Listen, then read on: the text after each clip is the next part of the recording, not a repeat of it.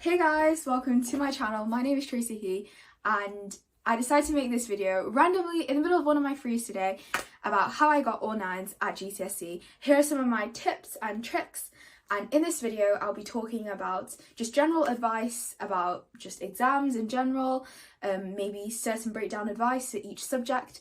And I hope this video is helpful to all of you guys who are in year 10 right now, starting GCSEs, or in year 11, or maybe those in year 9 who have just started to pick their subjects. I hope this video is useful, so without much further ado, let's get on with the tips. I'm gonna put a picture of my results down here, credential purposes, and now let's move on. Tips. So tip number 1, I think this was what helped me get through exam season, definitely, was romanticize studying. Everyone says it on TikTok, but it's real. Get some cute stationery and go to cafes, go to the library, go with friends, just anything that can make study seem interesting, because when you do something you want to do, your brain will automatically try its best. Like if you just put study into something you don't want to do, you're not going to work as hard, so you're not going to get the maximum efficiency out of your studying. I also used an app called YPT, which I'll just put a picture here, and I think it's so much better, in my personal opinion, than Flora. You get to record your hours, and you get to have allowed apps, and it just switches off your phone for the time being if you're someone who gets distracted easily. And number 2, I think this is also so important. I mean all my tips I think helped me a lot, but this one is familiarize yourself with this specification. Make sure you know what exam board you're doing, what's on each paper, because a lot of times teachers have a lot of passion for their subjects, so they tend to talk a bit and they put notes on their PowerPoint about things which will help you understand maybe something in the lesson or examples, but not necessarily needed for the exam. So the important thing is to know what's on the specification and tailor your resources to what's on the specification. One thing that I did for my sciences, for example, is I made flashcards based on the specification codes that I put in the corner of my flashcards. It means that you know how much learning you have left to cover, and also you can remind yourself as you go through the spec, do I know this? Because there could be any chance that the exam board can test you on any of the specification, some really random things, like you might have missed out in lessons, but if you look at the specification you'll always know what's up. Tip number 3, I cannot stress this enough, but study smart, not hard. Do you really want to be spending 7 hours at your desk? Realistically, no. No one wants to do that. We all have a life. We have things that we want to do. So how do we study smarter, not harder? Well, the thing is, you need to manage your time efficiently. And how do you do that? By focusing on what you find difficult and eliminating what you find easy. So, for example, in a maths topic, if there's one which you can do and one you can't do, then the smarter way of studying would be to skip over the topic that you find easy and maybe review it once in a couple of months. But with the topic that you find difficult, you want to spend more time on it, because then once that topic is up to the same level as your last topic, you can move on to harder topics. And it just means that you're spending more time on what you find difficult so that everything else balances out. It's not like you're super good at one topic and super bad at all the topics, but if everything's around the same, then it doesn't matter really what you get tested on, because you'll be able to do your best for each one. Okay, study tip number 4. Plan what you're going to study. I know for you guys out there who are MBTI Ps, like I know you're not planning people and you like to go with the flow, but I cannot stress the importance of just planning your revision. Like only then you know what you're up to. It's similar to the specification thing, but personally for me, I find that study timetables don't work well for me because I don't like the feeling of being restricted. But if you're someone who does like a study timetable, definitely go for it. Allocate which day for each subject, especially as exams come nearer. You want to be studying for a different range of subjects each day. You don't want to have an English day, a geography day. You want to have a mix to give your brain just that nice break that it needs from just too much of one subject. Okay, tip number 5, be on top of your work. Be proactive. This means not like studying every night, because personally for me, I think studying every night, maybe like 3 months in advance, might be too much. And one of my friends told me this, but like studying is like a bell curve. And the peak of the curve is when you have peak productivity, and that should be towards GCSEs so you don't burn out. Because the worst fit is if you study so much beforehand and when it actually reaches your exams, you're tired, you're burnt out, you don't want to study. And that's when it really matters. Of course it all matters, but then, you know what I mean, like it just matters. So the trick is to, at the end of each topic, when you finish covering something in a subject, you make your resources then. So it means towards the end, closer to exams, you can focus heavily on practice and not on making your resources. People are always like, oh no, but making my notes is revision. That's called passive revision. What we need is active revision to make exams a lot easier for yourself. I think when you have active revision, it's so ingrained in your brain that when you're writing answers, you don't have to be digging in the corner of your mind to find that piece of information. Oh, when did I write that down? I think it was on a Thursday night. No, active recall is king. Tip number 6, know what works for you. Some people aren't flashcard people. I am. Some people aren't. That's okay. Some people are mind map people. Some are blurting. Just do what works for you. But make sure it's active recall. One method which is really good is, I think it's the one where it's like you teach someone.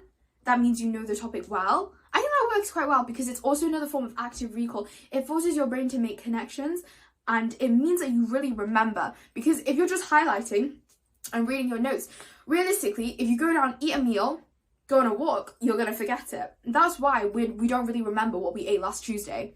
Because in the moment, maybe we'll remember a day on. But in the long term, if you don't constantly test your brain, you're not really going to remember. Tip number 7.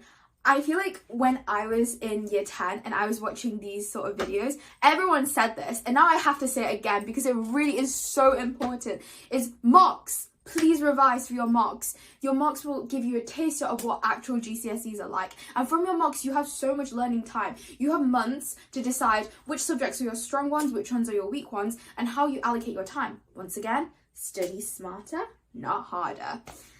And a lot of people in my year, I want to say they did a lot of night before revision, or they were like, oh, I'm just going to wing my mocks. But studying for your mocks means that you have good revision resources for your actual GCSEs. And a lot of mocks cover like the paper 1 stuff. So as you get closer to GCSEs, because you've already revised paper 1 stuff, you can focus on paper 2s. Because generally people, their paper 2 grades are lower than their paper 1, but we want to keep a balance. So you want to work just as hard for your paper 2s just as you do for your paper 1s, but you also need to work hard for your paper 1s to work hard for your paper 2s. Okay, I feel like I was just wrong. Okay, so now let's talk about breakdowns of each individual subject and how I revise for them. So first of all, let's go with maths. Maths, as someone who's taken further maths, I cannot stress the importance of practice and understanding in maths. What is the point of making pretty notes on how to do something like how to solve quadratic simultaneous equations if you don't understand? So that's when you get taught in the lesson, and if you understand in the lesson, you go home and you do so many practice questions. Just go online and search up the topic that you want to do and practice questions and just keep doing them until they feel easy, until they feel like you can do them with your eyes closed. If you go home from a lesson and you don't understand, you have so many options. You can ask your teacher for help. Personally, for me, I wouldn't do that. I'm a bit. So I'd go on YouTube and I'd search up someone else to do it, and I'd keep watching the YouTube videos until I feel like I can do it. And then I try it and then practice. Just keep on practicing. Practice papers are so important as well, because especially one thing that I did, which was I think really helped me, was that if I did a practice question and it was really difficult and I couldn't do it, I'd look at the mark scheme and I'd work through the mark scheme and I'd be like, how did they get to each step? And then I'd make a copy of the difficult question in a notebook, and then once in a while I'd review that difficult question and see, can I still solve it? Because, wait, water break. Because exam boards tend to reuse a lot of their difficult style questions years and years on end. So it might be different numbers, but it will be like same thing, different font, if you know what I mean. So practice is so important. Okay, and now for sciences. For all of you doing triple out there, I'm sorry, I don't think I am as qualified to give you good advice as someone who did double. But for me, I just did so much practice questions. The amount of times that I did the past papers were crazy because they really just reuse questions. Like even on my GCSEs I sat this year on science, I'm sure some of the questions I've seen before in past papers. It's just past papers. The mark scheme is your best friend. Please, at this point, I just memorize the mark scheme. If you don't understand something and you're not taking science for A-level like me, just memorize the mark scheme. If you're doing it for A-level, try and understand, then memorize the mark scheme, because this is the downfall, is that many people, they understand the concept, but they don't say it in the way the exam board wants to know, which is really contradictory, because the whole point is that you want to understand, right? But the thing is, you have to learn it in a specific way, so the mark scheme will be your best friend. now French. Right. I also did Chinese GCSE, but I did this externally, so I can't really speak for anyone who's doing Chinese GCSE as I am native Chinese. I feel like I don't have any advice to give. But for French, the vocab list, please look at the vocab list on the AQA website. When I did my listening mock in year 11, I think I got 50%, which wasn't, it was like a grade 8, not a grade 9. But to get to that grade 9, I realised the more I did these past papers on listening, I realised that AQA reused a lot of vocabulary, and those vocabulary were words that I weren't taught in lessons, but they were on the AQA vocab list, and they were very specific. So my personal opinion is, sometimes a teacher gives you vocab, but learn the vocab on the vocab list, please. I used Quizlet for it, and it was really fun. So I just click to review through my vocab quickly, and maybe I'd learn 10 a day, and tomorrow I'd learn the 10 that I learned yesterday, I'd review it, and I'd learn a new 10 words. And on day 3, I'd review the 10 that I learned before, then the other new 10, and then this 10. So I'd keep on building on my memory, and towards the end of the week, I would have memorized all my words. But the thing is, I would try to do that closer to exam time, because if you do it further back, you might get a bit burnt out from doing so much word recall that by the time you get to your exam, you're like,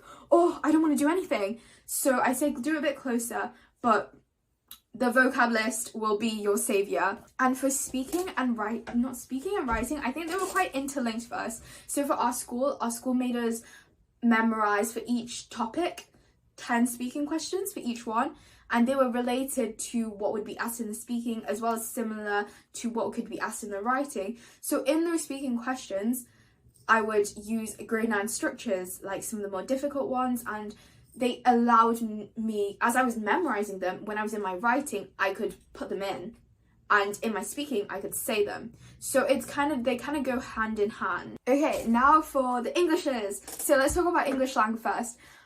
I think English lang would probably be the subject that I revised for least. And if you want my honest opinion, I want to say there's not much you can do except really just familiarise yourself with the structure of the question. Know what the question is asking you. If it's paper 1, if you do AQA, paper 1 question 2, which is asking for language analysis, you need to know that in your paragraphs you want to have a topic sentence, and then you have your wider analysis, your methods, and then you go into more detailed analysis for that grade 9.